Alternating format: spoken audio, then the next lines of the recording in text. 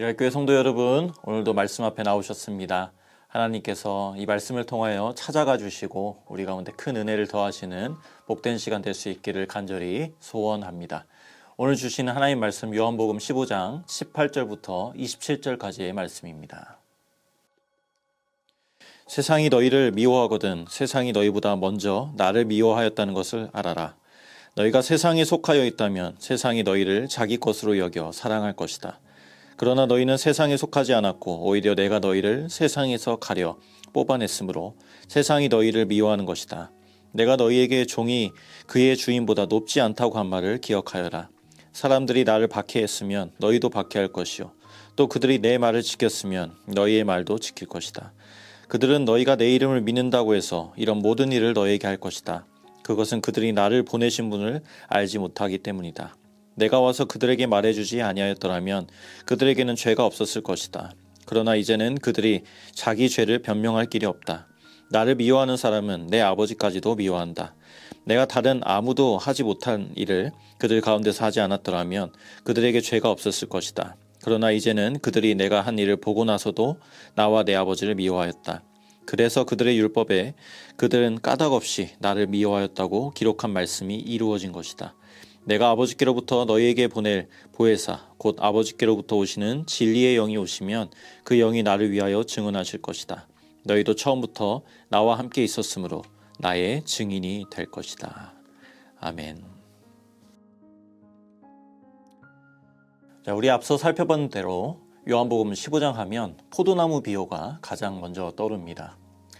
우리가 주님 안에 주님의 말씀이 우리 안에 머물러 무엇이든지 구하면 하나님께서 이루어 주신다. 열매를 많이 맺게 하신다. 참 언제 읽어도 우리에게 참 소망이 되는 말씀이 기록되어 있는데요. 이 대목과 바로 이어지는 오늘 본문을 보면 좀 의아한 주제가 나오는데 미움에 관한 이야기가 나옵니다. 여러분 살면서 미움을 받아보셨습니까? 우리 안에는 다 연약함이 있기 때문에 미움의 재료를 주고받으면서 상대를 미워하기도 하고 상대로부터 미움을 받기도 합니다. 근데 본문은 그런 차원이 아니라 우리의 소속 때문에 받는 그런 미움이 있다고 말씀하십니다.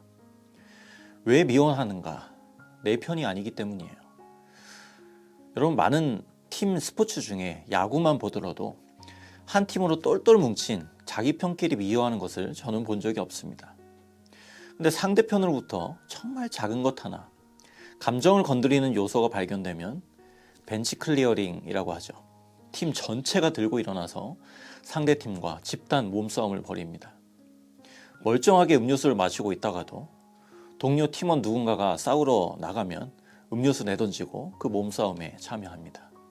이유는 하나예요. 내 편이니까. 아이러니한 것은 그렇게 내 심기를 건드렸던 그 일을 우리 편이 하면 그것을 의롭게 보기도 하고 정당화시키기도 합니다. 우리는 요한복음 15장의 포도나무 비유를 보면서 결심을 다지기도 합니다. 그래 오늘도 주님 안에 거해야지. 그렇게 몸부림치며 주님을 붙잡는데 이상하게 세상을 살면서 돌아오는 결과는 미움이더라는 거죠. 또 핍박입니다. 그때 우리는 혼란스럽습니다. 무엇이 문제인가? 난 신앙을 지키면서 세상에서도 최선을 다하며 사는데 왜 세상에서 열매가 없는 건가? 왜 세상에서 나는 제대로 된 평가를 받지 못하는 건가? 내 신앙이 잘못된 건가? 이 생각까지 가기도 합니다. 근데 오늘 주님은 우리에게 놓칠 수 있는 한 가지 사실을 클리어하게 알려주시죠. 너희가 나에게 속했기 때문에 세상이 너희를 미워할 수 있다. 19절 말씀입니다. 너희가 세상에 속하여 있다면 세상이 너희를 자기 것으로 여겨 사랑할 것이다. 그러나 너희는 세상에 속하지 않았고 오히려 내가 너희를 세상에서 가려 뽑아냈으므로 세상이 너희를 미워하는 것이다. 자, 세상이 우리를 미워하는 이유가 소속이 달라졌기 때문이라고 말씀합니다. 우리가 세상에 속했었는데 주님이 그런 우리를 가려 뽑아내셔서 주님께 속하게 하셨습니다. 그것 때문에 세상이 너희를 미워하는 것이라고 하세요. 그러면서 주님은 소속의 문제와 사랑을 연결하십니다. 속하여 있다면 사랑할 것이다. 자, 이제 앞에 포도나무 비유가 이해가 됩니다. 주님은 우리가 주님께 속하면 계명을 지킬 것이고 계명을 지키면 사랑 안에 머물러 있을 것이라고 했습니다. 우린 이제 주님께 속했습니다. 그렇기 때문에 주님을 사랑하게 되는 겁니다. 사랑하면 어떻게 됩니까? 내가 사랑하는 대상을 위해 내 모든 것을 기꺼이 바꾸기 시작해요. 내 평생을 지탱해왔던 내 삶의 방식을 바꾸기도 하고 내 생각, 내 가치관, 내 삶의 목적까지도 바꾸게 만드는 힘이 사랑에 있습니다. 그렇기 때문에 계명을 지키는 것이 사랑 안에 머무는 조건이 아닙니다. 오히려 반대죠.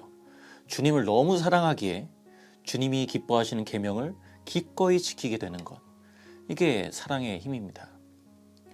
자, 문제는 우리는 이 세상에 몸담고 살고 있다는 거예요. 그리고 이 세상은 주님을 사랑하지 않습니다. 요한복음 첫 번째 장의 전제가 그거였습니다. 빛이 세상에 왔는데 세상은 그를 알아보지 못한다. 세상은 분명 주님으로부터 왔는데 세상이 주님을 알아보지 못하고 알아보지 못하니까 사랑하지도 않습니다. 사랑 못하는 거죠. 앞서 말씀드렸지만 소속은 사랑과도 연결되지만 미움과도 연결됩니다. 때문에 세상은 다른 편인 주님과 주님께 속한 우리들을 작정하고 미워하기 시작해요. 20절에 너희도 박해할 거라고 했는데 여기 박해라는 단어는 들짐승처럼 쫓아내다 라는 의미를 가지고 있습니다. 그러니까 들짐승이 갑자기 우리 마을이나 집에 쳐들어와 가지고 내 생명과 우리 가족의 생명을 위협할 것 같아서 작정하고 우리가 내쫓듯이 세상은 빛에 속한 저와 여러분을 작정하고 밀쳐내고 박해하는 겁니다. 왜냐하면 세상 자신의 것들을 지켜야 하기 때문이에요. 여러분, 어둠은 빛을 미워합니다. 어둠이 빛을 미워하는 유일한 이유는 빛이 임하는 순간에 자신이 소멸되기 때문이에요. 여러분 삶 가운데 이유 없이 미움을 경험해 본 적 있으십니까? 한번 잘 돌아보십시오. 그것이 내가 주님을 사랑했기 때문은 아니었습니까?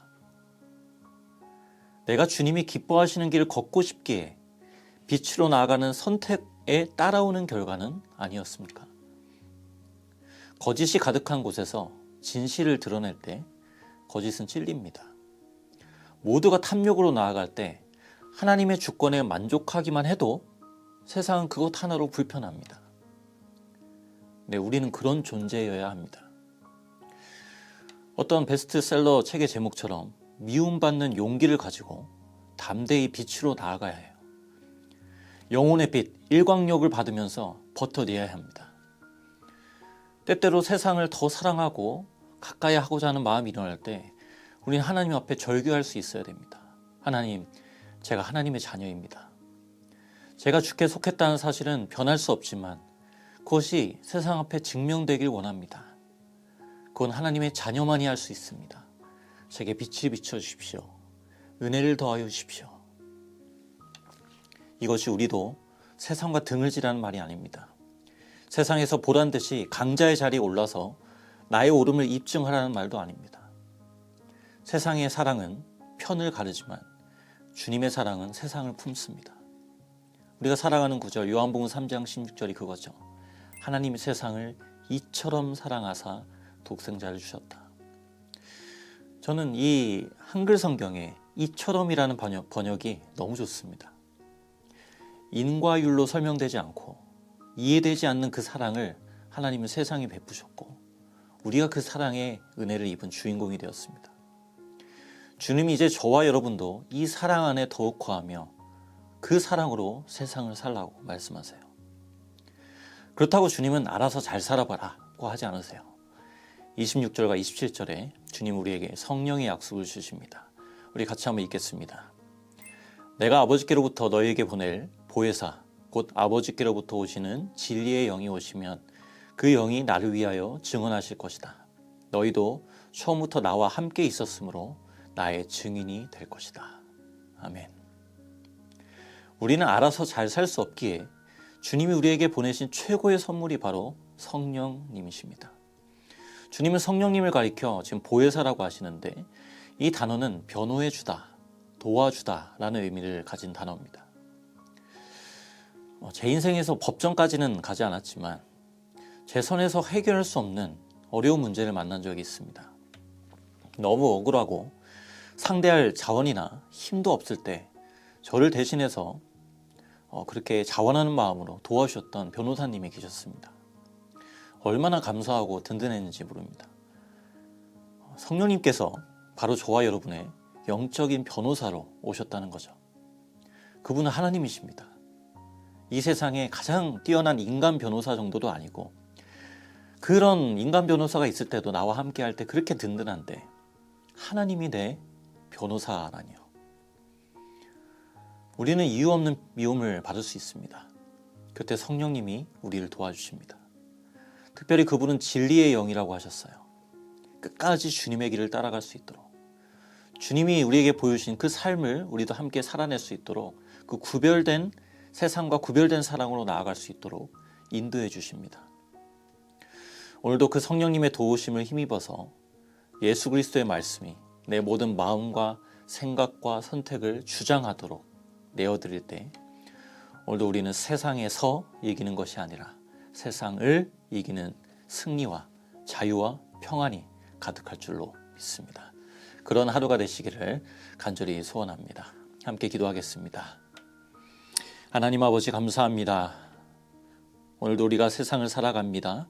또 그 세상을 살아가는 가운데 이유 없는 미움과 박해와 어려움을 우리가 받기도 합니다.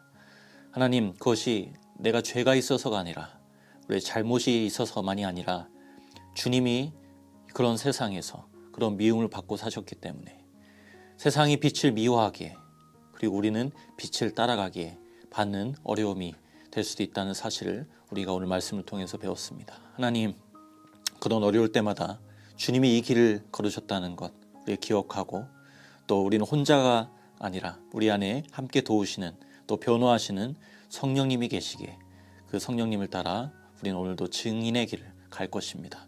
진리의 길을 갈 것입니다. 오늘도 그 성령님의 도우심이 풍성한 그런 하루가 될 수 있도록 우리 모든 성도님들 가운데 함께하여 주시옵소서. 예수님의 이름으로 감사드리며 기도드립니다. 아멘.